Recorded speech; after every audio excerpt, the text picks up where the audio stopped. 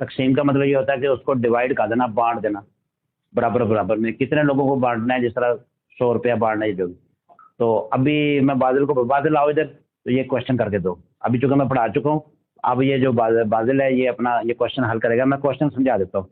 अच्छा, क्वेश्चन ये है कि कुल 4 दोस्त हैं। दोस्त कितने? 4। उन्होंने चारों ने इकट्ठे बैठकर एक होटल पे चाय पी है। तो चाय का जो खर्चा है वो 120 रुपये है। तो आप इसको डिवाइड करें, 4 लोग, अगर 120 रुपये खर्चा है चाय का, तो 4 लोगों को पर हेड कितने पैसे आएंगे? 120 रुपए। हाँ जी। और 4 लेंगे। 4 लोग। 4 2 8। 8। डिवाइड कर रहे हो ना?